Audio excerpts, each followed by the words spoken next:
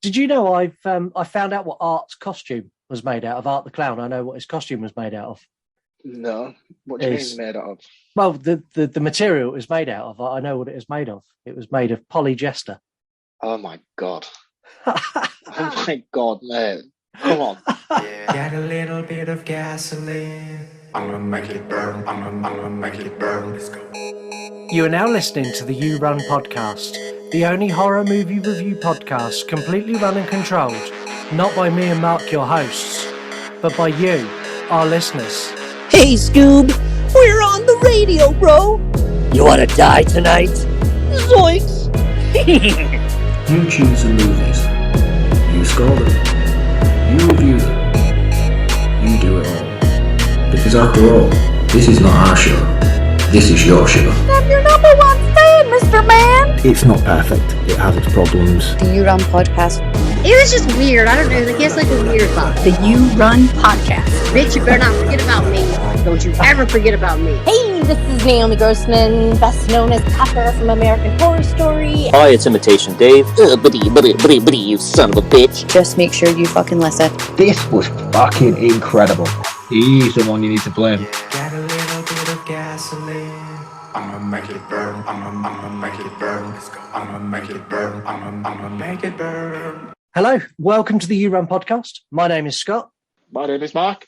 And we're your hosts. And each week we're going to drag you kicking and screaming through the movie that you have chosen for review. That is very, very true today because Mark is going to be dragging me through this episode.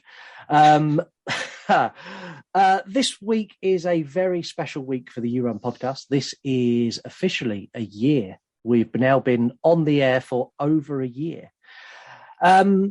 Today you have chosen to celebrate our year's anniversary, Terrifier from 2016.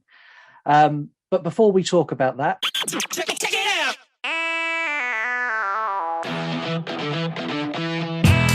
It's that time of the week.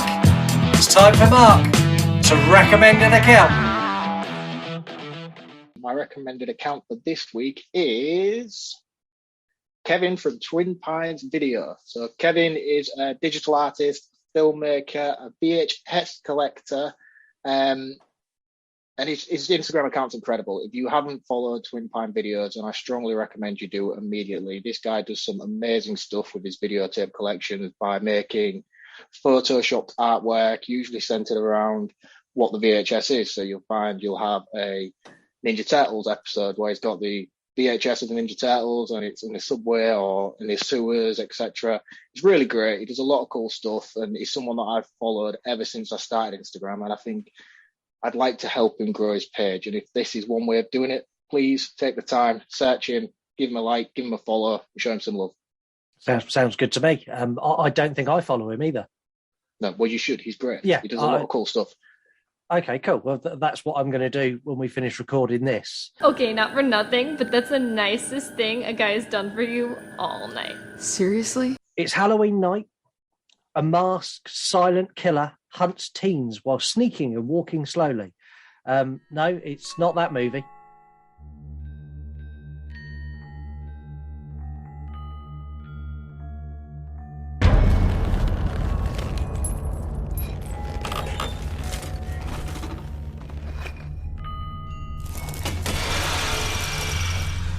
What's wrong? I'm fine. Why? Keep looking over your shoulder.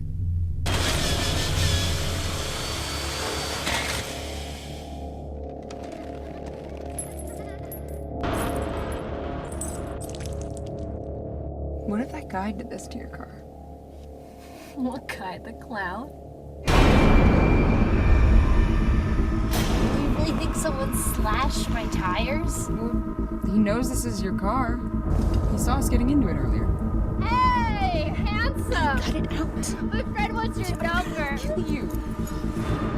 Look, that guy was harmless. He was just some douchebag in a costume acting like a retard because it's Halloween.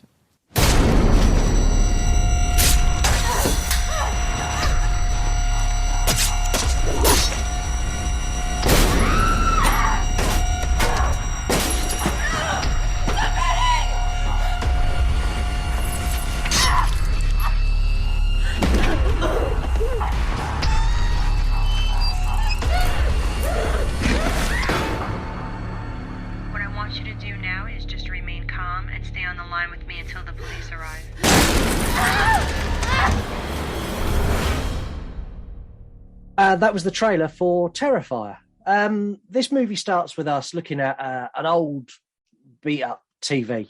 This is the world's smallest TV as well, by the way. Did you see how small that thing was? Yeah, it's not a big TV. This is the TV you had in your bedroom when you were like 15. Yeah. It was like your nan's old hand-me-down TV that had made its way to you, and you felt important because you could watch TV in bed. I don't know. You're a lot older than I am, so. Ouch. Anyway, getting away from my age, we see an interview with a sole survivor of the Miles County Massacre. The prosthetics here for her disfigured face just made me think of Jim Henson Studios and the Muppets. Oh, really? That's all that went through my head. As soon as she came on the screen, I went, Elmo. I didn't get that at all. I did. I'll be honest, I didn't think it looked that great. While they're having the interview, we also see Art the Clown. We get to meet Art the Clown as he's putting on his makeup and he's getting ready for his night on the town. So he's getting his tools, his weapons, and he's putting it all in a big bin bag. And he's got scalpels and all sorts of knives and all the other stuff he puts in there. Yeah, I mean, this is very reminiscent of the introduction to A Nightmare on Elm Street. It's very similar, the way he's crafting his glove and all the rest of it. He's sort of putting his arsenal together, if you will.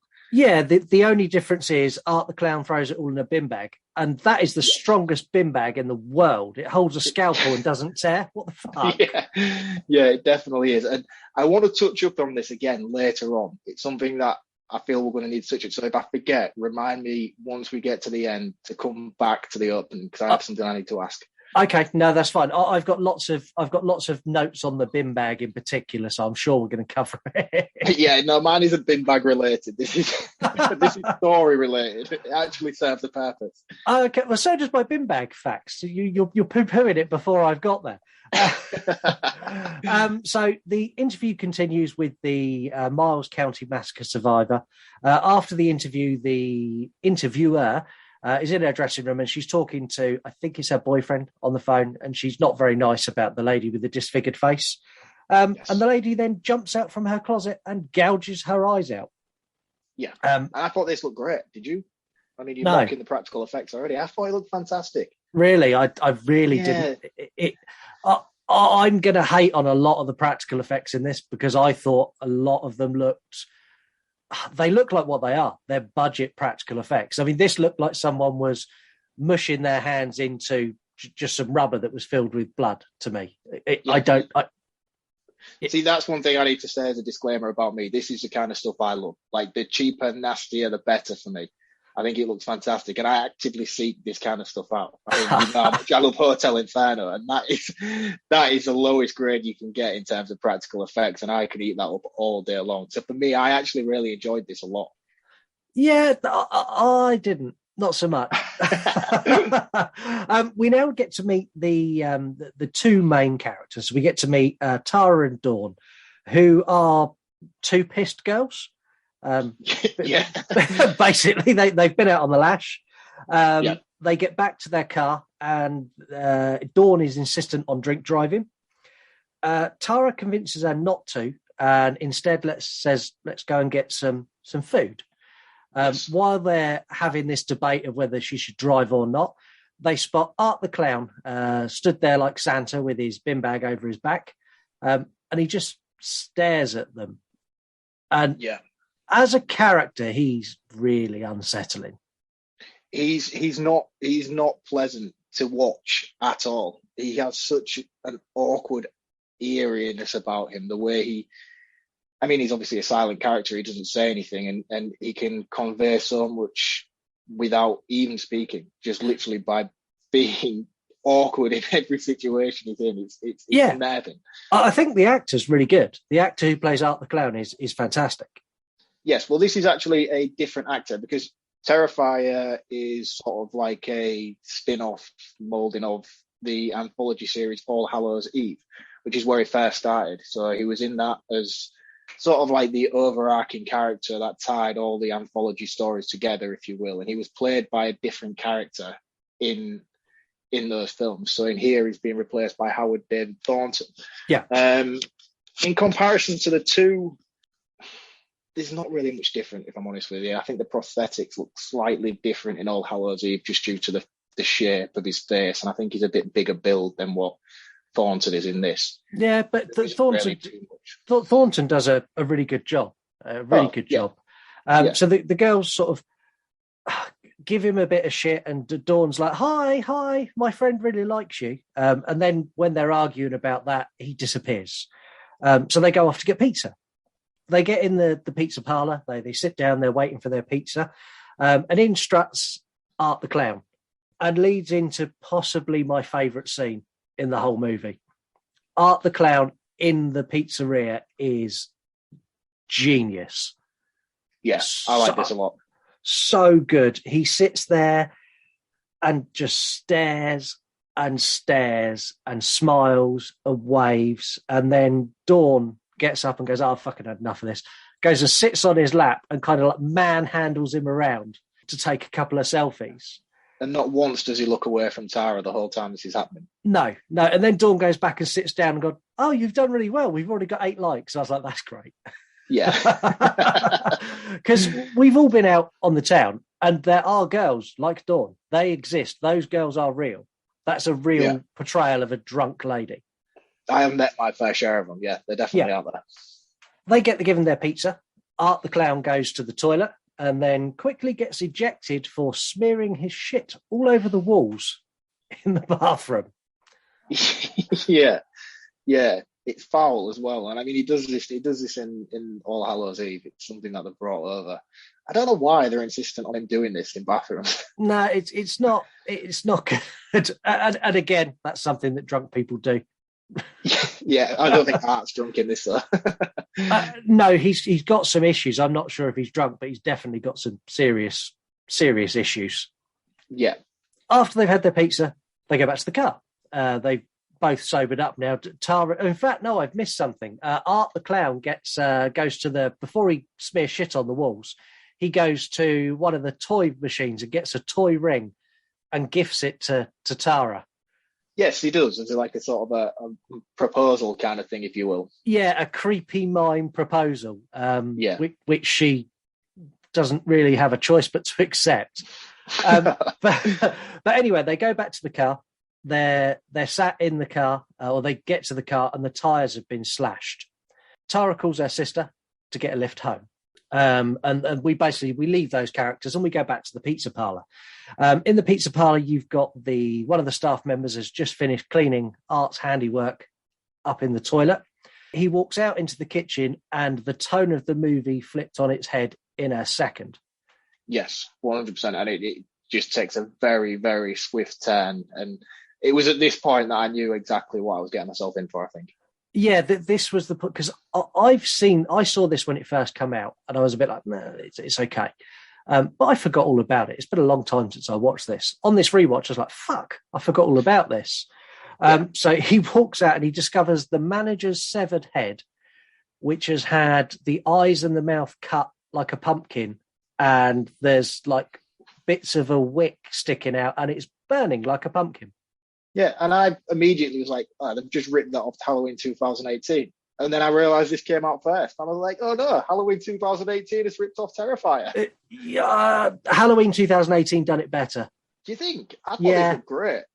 And I'm a Halloween fan. And I'm diehard Halloween, but I thought this looked fantastic, by the way. This did look good. I'll give you that. This did look good, but I do prefer that in Halloween.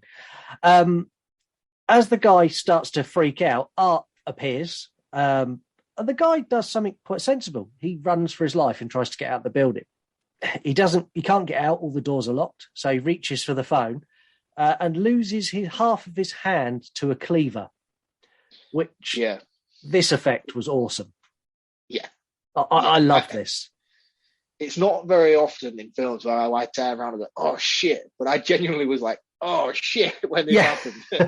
And the guy sort of screams. Art pushes him to the ground, and this is where it took one step too far for me. This is where it slipped into the torture porn genre that I don't like, as Art the Clown repeatedly stabbed him in the face for an uncomfortably long amount of time.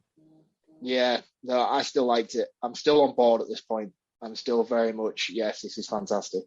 No, this for me, this is where it started, not falling apart, but this is where I've gone, oh, you've gone a bit too far. Just a couple, all I needed to see was his hand, but you don't. You see the face and the knife going in and out of the face. And it's gore for gore's sake at this point. Yeah, and I mean, I think, if I remember rightly, don't quote me on this fact, but I'm pretty sure the director also does the practical effects. Yes, because I remember one of them. Yeah, I remember it being one of my main talking points from All Hallows Eve, and saying it was almost like a showcase, if you will, to show what he was capable of. And I feel like in this film, he's almost taken that to the next level, and he's been like, right, I've got a budget.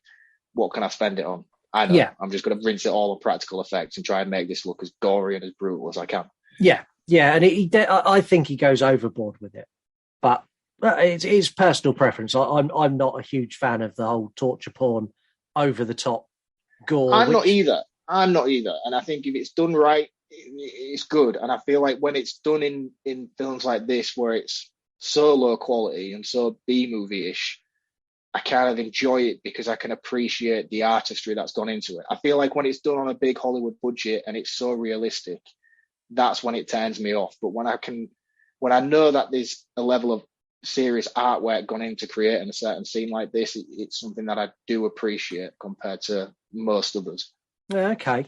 Well, yeah, you're still definitely... not buying it, are you? No, you're on your own on this one. Back at the car with Tara and Dawn. They're now sat in the car waiting for their lift. And they're discussing whether it was Art the Clown who slashed their tyres and whether he might be potentially dangerous. And at this point, I went, you two are fucking stupid. Of course he's potentially dangerous. Yeah. I wouldn't be hanging about in that car. I'd be up and gone. I would be on foot getting the hell out of there. As far away as I possibly could. Yeah, and I'm not being funny. A sister could come and pick her up. The other option, go and get in a cab and get your sister to pay for it. Or pay for it yourself, or whatever. But you don't. You know there's a clown who's potentially slashed your tyre, but you're going to sit there and wait for him. What the fuck? Yeah. Tara needs the toilet, and there's a man stood outside the building that they're conveniently stranded outside. This we find out is Mike the Exterminator, and he lets her in. While waiting for Tara to come back, Dawn switches on the radio of the car, and she hears the news report about the killings in the pizzeria, and the description that they give matches Art the Clown. As she's about to freak out, Art the Clown gets in the car. We get our first sort of major on-screen kill. I know the pizza guy took it pretty early on, but this was more of an actual horror film scare kind of thing, if you will, the way he appears from behind her. Yeah, and yeah, he does. And yeah, I liked it. This was the right level for me. I liked this. Yeah. This was very stereotypical what I expect in this sort of horror movie. I liked this. I did. Back in the building, Mark, you weren't there. You didn't start spraying for bugs. I don't think I did. Mike starts spraying for bugs while Tara's going to the toilet, and she gets lost. I don't know how, because you see her go in, turn right into the toilet, and then she comes out and somehow ends up in the basement. It's like I was very confused by this as well. I don't know what kind of portal she went through in that bathroom. Yeah, it's literally, you see her walk in the front door, turn right into the toilet, and Mike goes upstairs. And then when she comes out and turns left, and then she's in the basement. I was like, where are you going? You walked past the door. There's a lot of clunky editing in this film, I'll be honest. And some scenes don't transition well at all, really, compared to how they should do it. It just seems to sort of cut new scene, cut different scene, different location, as if the characters have just appeared there out of nowhere. And it's one of the more lazy elements of this production, I think. Yeah, but when she's down in the basement, we meet a very strange lady holding what I thought initially was a baby, but it's not. It's a doll. And she's basically saying to Tara, "Oh, it's so nice. We've got new residents. You're going to be my neighbour. Can we do our laundry together?" And Tara's like, yeah, that sounds great. I'm just going to go and speak to the landlord because my rent is due. She's like, I need to get the fuck out of here. That lady, I don't know who played the lady in the basement, but I thought she was brilliant. Yeah, I think her and the pizza guy earlier on are definitely the strongest cast members in this whole thing. Yeah, she is by far the strongest character, and I wish they'd used her more. Yeah, she does feel quite underutilized, really, considering what else is going on around him. But from here, we're still moving at a fairly slow pace, and literally from this next scene onwards, this movie travels at about 1,000,000 miles an hour. So Tara's walking out and she spots Art the clown. And instantly he starts chasing her and stabs her in the leg. Instantly. No pause, no hesitation. It's like, you're dead. No. But she runs off to find Mike. So she goes up the stairs, but Mike's got his headphones on. He's spraying for bugs. And just as she's about to get to Mike, Art the clown grabs her from behind and stabs her in the neck with the dirtiest syringe I've ever seen in my life. Yeah, this immediately made me feel uncomfortable, not because of the act, just at how uncleanliness it was. Yeah, it was. I'm not a clean freak by any state of the imagination, but that was like, oh no. Yeah. No, if it was me, I think I'd rather he'd just cut my head off there and then, because you're getting tetanus and God knows what else from that needle. Tara wakes up tied to a chair or duct taped to a chair, and Art the clown is delightfully, silently threatening her with, again, the rustiest, dirtiest hacksaw in the world. She's screaming, and Art the clown backs off, and I was like, oh, maybe he's going to show a bit of mercy. And he pulls back a curtain where Dawn is revealed, tied upside down in just a thong and nothing else. And I'm going to say it, Dawn had a nice pair of boobs. The actress had a nice pair of boobs. I understand the director's decision to get them out. Yeah, but you see, gravity's working in the opposite direction, so depending on which way she stood up, it might look very different. This is very true. Upside down, her boobs looked very pert. That's my pervy bit done for the day. What happens next is the most horrific scene I've ever seen in a movie ever, by far. Yeah, this is wildly outrageous. I didn't see this coming at all, and not to the level that it showed on screen either. No, so Art rips her pants off, and then with the rusty, horrifically dirty hacksaw, cuts her from in between her legs, right the way down, almost to the top of her head. So she now looks like the letter V. Yeah. And you see every single cut. Yeah, it's done very well, though. I mean, the effects work on it are pretty impressive. Are you going to bash these as well, or did you think this one looks all right? No, this one looks really good. The one criticism I have is I use hacksaws for work, as I know you do.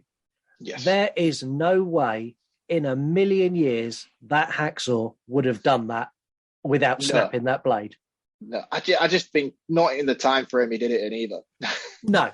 It was through in seconds. It's almost if it was cutting through her with a lightsaber. I mean, this thing is not cutting through that. I can spend hours back and forth cutting wood with that thing, a metal, let alone a human body. So I know for a fact that it was very unpractical, if you will. And it genuinely, it's a very disturbing scene. If you are upset by strong levels of violence and strong levels of violence to women, do not watch this movie. Yeah, I mean, I feel like this scene in particular was sort of another one of those ones where it was done purposefully to try and push the limits of what this film could get away with. Yeah, and I'm surprised this got past the certification board with as much shown as it did. Do you think there's a little bit more leniency when it's going straight to streaming services, do you think? Possibly. It's not going for a public cinematic release. I mean, I don't think you'd have seen this on the big screen anywhere. No. Well, I don't know. I don't know what the plans for Terrifier 2, because there is another one coming, so maybe that's going to the big screen. Who knows? Yeah, it was supposed to be coming out at the beginning of the year, and I think it was just announced recently that it's coming out in October now, so we're going to get it Halloween time along with Halloween Ends. Yeah. Yeah. Well, Yeah.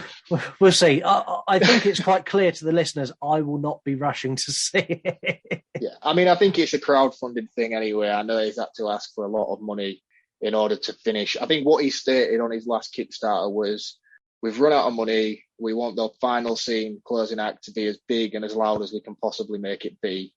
Everybody give us your money so we can do that. So I can't see it getting a cinematic release. It's obviously going to be going straight to streaming somewhere, possibly Shudder again. Is where we'll probably find it in October. From here, we get Tara's escape. So while she's watching her friend be viciously mutilated, she managed to break her restraints, stab Art, and make a run for it. Art starts looking for her, and she done what I've been screaming at people to do in every horror film when someone's chasing him. She jumps out from behind him and beats the life out of him with a big piece of wood. But then she stops and tells him to get up. Of course she does. It's horror films. There'd be no plot if she just ended him there and then. Yeah, but after watching that scene, I would have been quite happy if she'd have ended him there. Well, that was it. Roll credits. Yeah, yeah. Thank you for seeing my movie. But she tempts him to get up, and then he done something that I did not see coming. He stands up, takes a gun out of his sock, and shoots her. I fucking hated this. I could not stand this, and I just don't feel like this has any place in a slasher film whatsoever. If it's as simple as getting out a gun, we would not have any of the films that we have today. And I was just royally felt cheated by this. I didn't like it. I'll be honest, I did laugh. I was like, oh, well, okay. Well, well, where'd you go from there? But they escalated quite quickly. So he shoots her once, then shoots her twice more and runs out of bullets. She's still alive at this point. Yeah, she's not dead at this point. He then kind of makes I'm annoyed motion, because he doesn't speak, he doesn't make noises, and ventures off back to his black bin bag full of toys to reload, which I thought just showed a whole new level of sadistic that I've not seen in another film. No. At no point does Michael Myers go... saying that, in Halloween Kills, Michael Myers did test about 35 knives in the old man's back. Yeah, my opinion's massively changed on that film. We'll save this for another day, I think. Yeah. While Art is retrieving things from his bag, Tara's sister arrives and she texts the phone that Art now has. And Art basically replies going, oh yeah, Dawn's being sick, come round back. After sending the text message, Art takes a selfie with the split in two Dawn and returns to Tara, shooting her multiple times in the face. Yeah, literally, no remorse. No, I thought she was going to be the final girl. Yeah, and I had invested some. I thought she was great as well. I mean, her acting was a little bit wonky. She looks like a bit of a knockoff Sidney Prescott, but apart from that, she was great. I was invested in her, and I thought she was doing well. She made some of the right calls like you would expect people to make in a horror film, and I don't know. I just felt cheated at this point. I just felt like, so he's used a gun and he killed who you thought was going to be the final girl. I'm with you here. I was a bit like, well, fuck you then. Yeah. Like, and then all of a sudden, that's it. Everything just changes, and we're on a new plot path. And I'm like, again, just wasted 45 minutes up until this point, expecting her to be the main character, and now that's done, and you're expecting me to take it in a completely different direction. And I don't know if this film warrants that kind of bold move, if I'm honest. No, I don't think it does. And Art the Clown this time is spotted by the strange lady who lives in the basement. As she runs upstairs to go and find Mike, the bug sprayer, and tell him what she's seen. She tells Mike, and Mike basically goes, leave me alone, crazy lady. Which, to be fair to Mike, I think I would as well. Yeah. And to be honest, with Mike as well, I don't think I would feel comfortable working in that place that late on the night. No. I don't understand why you can't do that during the day, because clearly nobody lives in this building. Yeah, unless he gets paid more for a night shift. If he's on time and a half, of course. Yeah, maybe he's gone and surveyed it and gone, I can't do this during the day. When she's not getting anywhere with Mike, she has a terrible realisation that she's left her baby doll downstairs, and she rushes back downstairs to to save her baby, which is a doll. Art, literally seconds after this, smashes Mike on the forehead with a claw hammer, which was brutal. Yeah, I felt it as soon as he'd done it. I mean, I use a hammer all day long, and I know the sort of level of force that I can wield with that hammer. As soon as it hit him on the head, I was like, oh, I physically felt it as it was happening. The strange lady finds Art the Clown downstairs shortly after this, holding her baby, and she pleads with Art not to hurt the baby. And she there's this moment where she gives Art a cuddle, and Art sucks his thumb. And at this point, I was like, no, I'm out. I'm going to be completely honest with you now. If I didn't have to watch this again, the purpose of this episode, I think this is a point I would have turned this film off. I've seen it once already, and at this point I was sat there, I was like, this is an effort now. I'm really struggling to sort of push through this. And if I didn't have to do it for the show, I think I would have turned it off. Yeah, I mean, that was... you can't have both. You can't have the most sadistic, nasty killer you've ever put on screen and then have him getting a cuddle and sucking his thumb the next second. No. It didn't work for me at all. No. Vicky's now in the big building. So this is Tara's sister, and she's searching for Tara and Dawn. Instead, she finds the strange lady who is now missing her scalp and her chest skin. So she's effectively been filleted. Yes. Mark, I'm going to let you take this this next bit. So she's confronted by Art, and over to you. Well, this is very uncomfortable for me, because I just didn't get it. I didn't understand the whole purpose of this section. So he filletes this woman. He is then seen walking around with what can only be assumed is testicles between his legs, pretending to be Buffalo Bill, if you will, and chasing Tara's sister around this complex. And it's so odd. And he creepily walks up to the cupboard that she's hiding in, and there's a weird dance, sort of seductive. Yeah. So he's wearing the scalp, so he's got the lady's hair, and he's wearing her skinned chest, so he's got her breasts. It's very, very, very I mean, odd. he is completely naked as well at this point. It's not like he's in his clown costume and he's got this over the top. He is naked, barring his facial prosthetics, and he's wearing this woman's wig. And he has his knackers between his legs, and he's seductively walking around. It's odd. It's very odd. It's very strange. The only thing I could think is maybe his polyester got itchy. So Vicky goes and hides in a cupboard. Art finds her immediately because she chose the worst place to hide. She literally ran away from Art in a straight line and hid in the first cupboard that was right in front of her. Yes. It's a terrible hiding place. As Art's about to get in there after he's done his weird kinky dance, he disappears. And that's because he's heard Mike's friend has arrived. So Mike, before he got clonked on the head, made a phone call to his mate to come and basically, there's a strange lady here, come and give me a hand to do this job. I don't want to be here on my own, was kind of the gist of it. And he's managed to get in. And I was like, okay, we're going to have a new character come in. And in my head, I thought, this is the guy who's going to start sorting things out. He lasted about 18 seconds. Yeah, and again, this is when I started to come back on board again. I liked how he was just eliminated so quickly, because it does build it up like he's going to be the saving grace of the film, and he's going to come in and rescue Tara, and then immediately come through the door, and it's night. And this kill was good, and the end of this kill actually made me laugh out loud. So Art decapitates his head, hacks all the way through it, and then he kind of wrenches it off with his hands and drops it on the floor. He then Diego Maradona kicks it across the the basement, which it got a laugh out of me. I don't think that's what they intended, but that's what it got. I don't think so either, but yeah, it was quite a silly moment. Vicky is still in the cupboard. Why she's still in the cupboard after he's gone, I don't know, but she's still in the cupboard, and she starts sneaking out, and she sees Art the Clown riding around on a tricycle. I wanted to ask you, did Art put the tricycle in the bin bag? What is your obsession with these super strong bin bags? The super strong bin bag, and the fact that I didn't see him put a tricycle in there. I'm assuming there wasn't a tricycle in the rundown building. I just want to know where he got it. I this was not something that crossed my mind at all in this scene. But she tries to escape, and Art the Clown attacks her with the with a roll of cling film. And she does.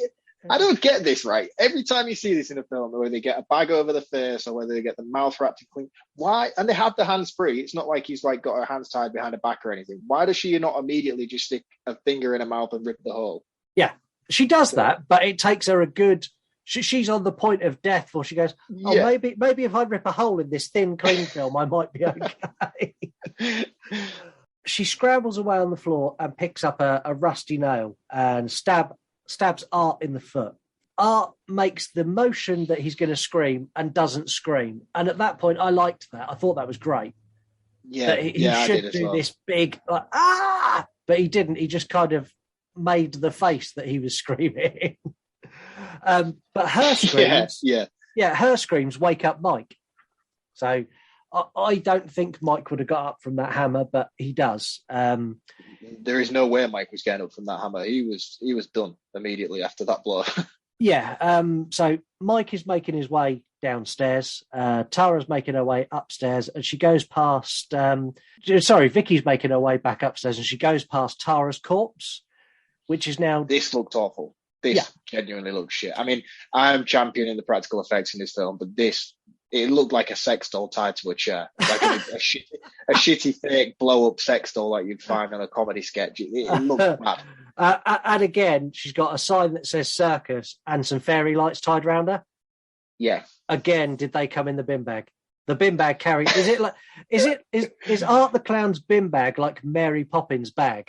It's like a wizard's pocket. Yeah. Art catches her and uses one of the most sadistic weapons I've ever seen. It's a chain, and on the end of the chain is 5 more chains that have got scissors and scalpels and knives tied to it, and he basically whips her with it, and it's awful to watch. Yeah. Yeah, it's not nice. It's uncomfortable, isn't it, the way she takes she takes a bit of a lashing from it, doesn't she? Very, very uncomfortable. But Mike arrives to the rescue and decks Art the Clown, and then they escape to a back room to call the police. Yeah, and again, Mike knocks Art down to the floor, and at this point I would have either decapitated him or smashed his skull in, but they don't. They choose to walk away. Yeah, but they get into this back room, that they call the police. The police are now on their way. They decide to leave the safe locked room. Again, really poor choice. Why? Yeah. I mean, the writing is certainly not the strongest element of this film. No, it's not. But they try to leave, and as they're trying to leave, they literally get down to the front door. And Art the Clown kills Mike by bashing him on the back of the head and then stamping his head into mush. What did you think to this one? I didn't like this. I thought it looked okay, but okay at best. It looked like a melon had a rubber face on it and been trodden on it. That's what it looked like. Yeah, I didn't mind it, but I can see where you're coming from. In comparison to some of the earlier stuff in the pizzeria, this was quite poor, I thought. Yeah, this is where I would say the money's running out. Yeah, I think if they filmed this in sequence, you certainly sort of seemed to notice a drop-off at the end, I'd have said. Yeah. Vicky escapes to a nearby, the only way I could drive it is a shed, and she kind of wiggles her way through this door, and then Art the Clown tries to struggle to get through this door. He could have walked through that door quite easily, but he struggled to get in. Yeah, I mean, he is the skinniest man on the planet. He could definitely fit through that gap. Yeah, he's no bigger than Vicky. He could have quite easily got in there, but he didn't. The police arrive just as Art the Clown drives a pickup truck through the shed door, mowing down Vicky. By the time the police get in there, Art is eating her face. Yeah, the police tell him to freeze and all the rest of it, and he does going full Hannibal Lecter. Yeah, he is, and then he stands up and does like this kind of like mime freeze with a big smile, and then shoots himself in the head. Yeah, and again at this point, I was like, "What the fuck is going on?" Yeah, and we're now in the closing scenes of this movie, and this is where it got real weird for me. So we've got Art. I have a feeling here at this point. I feel like the initial idea was credit close there. Yeah, and then they decided because everything that's filmed afterward, it looks like it's filmed in a mate's garage. Yeah, and I think this is where they decided, actually, we think this is going to do okay. We can make another one, but we need to explain how we can make another one. Yes. So Art the Clown is in the coroner's office. The coroner unzips the bag. As he unzips the bag, all the lights start flashing and the clock stops, and it does a whole Twilight Zone moment. And Art the Clown wakes up and strangles him. We now get the reveal as Vicky is being taken out of the hospital recovery ward with her parents. Apologies. I do. Yeah. So I feel like the coroner scene was inserted, not credit close. Yeah. I feel like we still had the continuation with the Victoria story, but I feel like they've wrapped it all up as a big arc and then thought, oh, actually, no. And then I feel like they've inserted that afterwards. It's just later on, just so they can try and keep it going. Yeah, I think they have as well, because it doesn't feel natural. No, it feels very different in terms of aesthetics and filming and cinematography. Everything just about it feels like a tack on. Yeah, it does. So Vicky's in the wheelchair facing away from camera, and they spin around and you see her face, and she's the Muppet from the beginning who attacked the reporter. This is my point from earlier then. This brings us back close circle. So the beginning, we see the news reporter, we see everything happen, and we see Art, but we see Art watching this interview. Yeah. We see at the beginning that Art is watching this interview. Yeah. So this might actually help you out with your bin bag theory. Art is watching the video of the interview. Yeah. Art then goes off on the story of what has happened. Now, I don't think he does. So I think this is everything you see from the first bit where you see Art the Clown outside. All of that has happened before. So the Art setting up his bin bag full of tricks is then setting up for Terrifier 2. Yeah, and where he's watching the interview, that's the one who got away, and that's why he kicked the screen, because he's pissed off. He's going after her.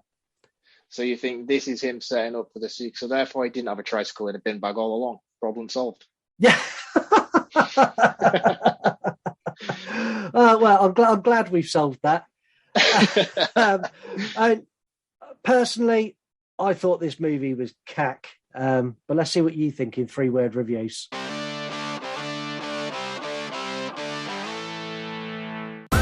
We wanted them. You delivered them. It's this week's 3-word reviews from the listeners. This week's 3-word reviews. I've split the 3-word reviews this week to reflect mine and Mark's feelings on this. So I've got some bad 3-word reviews and some good 3-word reviews. So the first 3-word review comes from Horror Review Girl and Skellington Fan, who you'll all know for being on this show. And they've said, piece of shit. We've got Let's Talk Horror Channel, and they've said, sad, degrading shit. You can see a theme emerging here. I can, yeah. And then we've got Good Times Bad Movie Podcast, low budget shit. So I agree with all three of those. Here are the good ones. We've got Taboo 99, Work of Art, which I quite like. I like that. Chainsaw Chicken Barbecue, Funniest Clown Ever, and Devil's Reject 617, ticks every box. Yeah, I mean, this is very clearly a Marmite film, isn't it? You're either going to extremely love it or you're going to extremely hate it. I don't think there is no middle ground. What's your stance? Where do you lie on the love it or hate it situation? I hate it. I think it's absolute garbage. You've got nothing good whatsoever to say about it. You think everything about it is... I'll let you know everything. I'm going to do a final wrap up at the end, and I'll sum up what I think of this, and I'm going to give it a score, and then you can as well. But before we do that, we tried pissing people off with our new feature. Now it's time to see how pissed off you all got in to Make You Mad. So there is a lot of love for this movie. And I know that because we got a good response to memes to make you mad. So the meme I put up was a meme of Art the Clown in the pizzeria. And the caption said, "Don't look at me like that, you budget Pennywise." I got the TWD Horror Obsessions, which is the Walking Dead Horror Obsessions. They said, Pennywise ain't shit compared to Art. Art is 1,000 times more scarier and intimidating, and more of an icon than Pennywise will ever dream of being. I mean, that is a bold claim. That's a very bold claim. I think, again, though, that depends on which Pennywise you're comparing him to. No, it doesn't. They're both. No, it doesn't at all. Not at all. But the Walking Dead Horror Obsessions obviously really love this film, and there's lots of people who do, and I'm not shitting on you. If you love this film, good for you. I don't. Mark likes it, but we. What me out for? Well, I'm tying you with it. Into facts. It's time to find out what you know about this movie and what we know. It's facts. So our fact from a listener this week is from Where's the Horror section. The jack-o'-lantern in the pizzeria. So, you see an orange pumpkin sat on the side. That wasn't actually there when they filmed it. That is CGI and was added in later. For what purpose? Because it is a Halloween thing, isn't it? Because they're in fancy dress, of course. The director decided that at no point in it, apart from saying it's Halloween night, did he illustrate it was Halloween.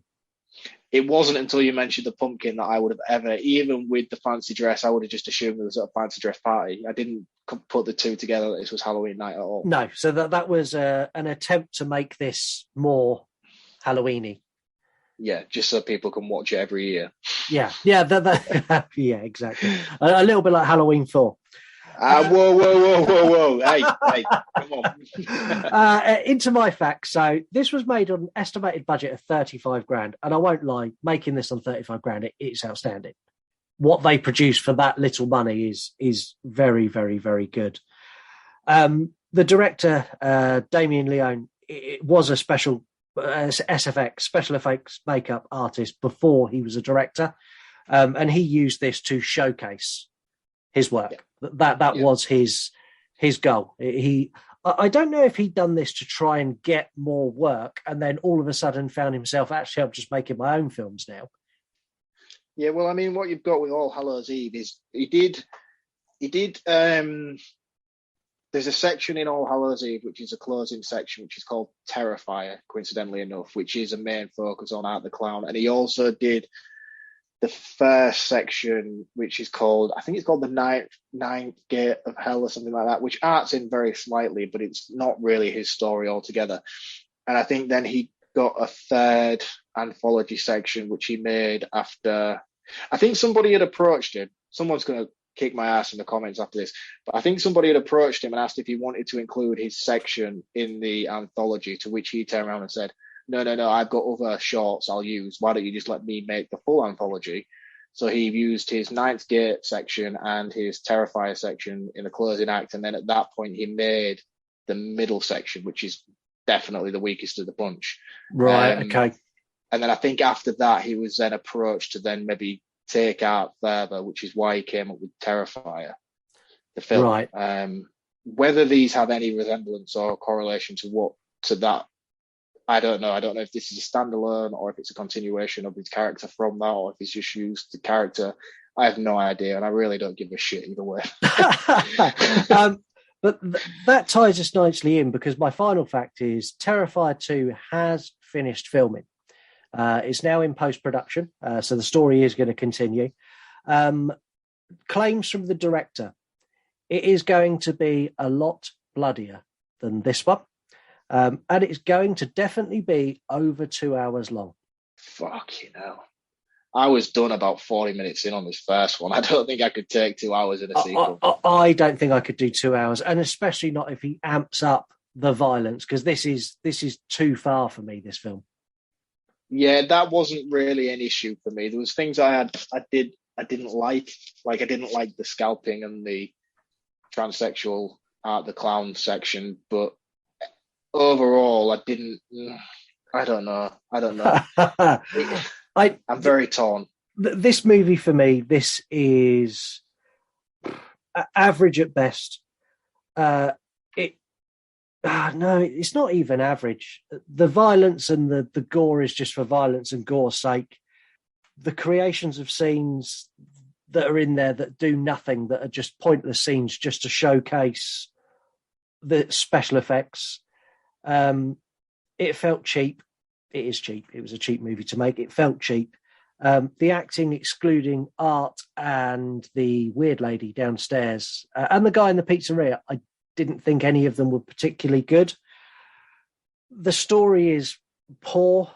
It's badly explained. I hated this. It gets a 2 out of 10 from me. That's quite low. That's quite low. Yeah.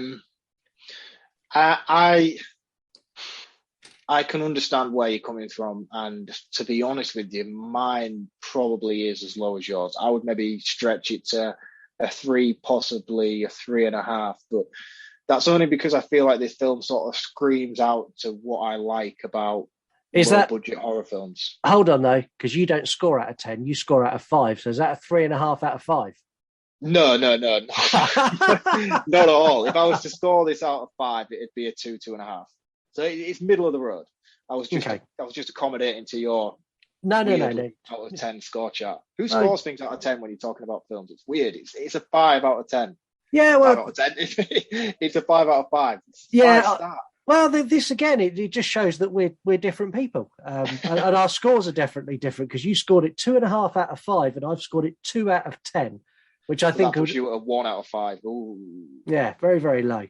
But our scores don't really matter a fuck, if I'm being honest, because the listeners score the movies too. The listeners scored this a 7 out of 10, which blew my mind. Yeah, that's alarming. Very, very, very, very, very, very high. And we've created a new feature, which is Sound Off, which we've obviously used on the Lady Crisis episode as well. Sound Off is for you to say what you want to say and not be limited to 3 words. So, murder victims show evidence of having been partially devoured by their murderers. Let's hear your thoughts as you sound off. Crazy horror fan. It should have been called Terrible, not Terrifier. This is trash. Desert Bear 3451. It's good until he chickened out and used the gun. None of the top killers do that. That's one of my main gripes as well. Psychotic horror, the only movie to destroy the slasher genre. In fact, if you want a headache, go and watch it and give it a try. If you do want to watch this after I've kicked the life out of it, all the listeners' comments and everything have kicked the life out of it, and they scored it 7 out of 10. So who knows? Yeah, it's very contradicting, isn't it? Everyone seems to hate it in the comment section, but they've ranked it very highly anyway. Yeah, maybe they're just closet fans. They don't want to speak out loud, but they'll score it silently in the background. If you do want to go and watch this, in the UK, it's available on Shudder and Virgin Go, or you can rent it everywhere else. In the USA, this is available pretty much everywhere free if you watch it with ads. Or you can rent it everywhere else. That was Terrifier. I think it's clear that we all have conflicting opinions on this. Next week, though, I think we're not going to have such conflicting feelings. We've got Robbie Horror back on the show. Hey, this is Robbie Horror. And Hail the king. Well, Robbie Horror has got a history with being incredibly ruthlessly good with quizzes. And he's going to take on a quiz and see how he does. I'm very excited to see his take on this. I think he's going to do very well. Well, let's see, because I think Broken Spirit is going to break everybody. I've designed it to break everybody. It's going to break Robbie. You saw how well he aced that previous quiz on the last one. I think he might ruin it for you pretty early on, if I'm honest. This is very, very true. But next week, we'll be looking at Resident Evil, the newest edition of Resident Evil, and I'm really excited for that. We are here for you to get involved. This is your show to run. You can call us, leave us a voicemail, go to yourunpodcast.com, click on record as a voicemail, record us a voicemail. It's really that simple. I'll play it on the air. We've got 3-word review, facts, sound off, memes to make you mad. You can DM me, you can DM Mark. So I'm at You Run Podcast. Mark is at MW_horror_reviews. I'll do it because you forget. I was going to say, I'm glad you remembered. Give us a review on Apple Podcasts if you can. 5 stars, preferably. If you hate this, don't give it 1 star. Just don't listen again. Thanks for the listen. Thanks for giving us a try. We don't need your review. If you like it, go review it. 5 stars, please. Same on Spotify. This is a weekly show that me and Mark spend a lot of our time, and we put out for free. We don't charge you for it. We don't hide behind the Patreon wall for certain episodes. You literally get everything for nothing. So if you could spend the 2 minutes it takes to give us a 5-star review, it makes a huge difference to the show. So if you want to help us, that's how to help us. So please, please, please, please do that. But failing that, our bank details are in the link in the bio. Donations are welcome. Yeah, alternative. Say that if you're super rich and you want to pay me and Mark to do this for a living, I will quite happily live behind whatever paywall you want me to. Spotify, if you want an exclusive deal, just send it to me and I'll sign it straight away. If the pay is good enough, we'll do this daily. I don't mind. That was Terrifier. We'll catch you all next week. Mark, you could say goodbye for us. Say goodbye. Yeah. Thanks everyone for tuning in. See you next week. See you later. Bye-bye. You want to die tonight?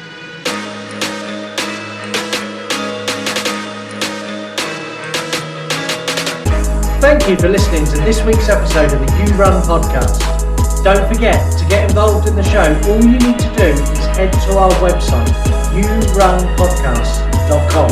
This is not our show. This is your show.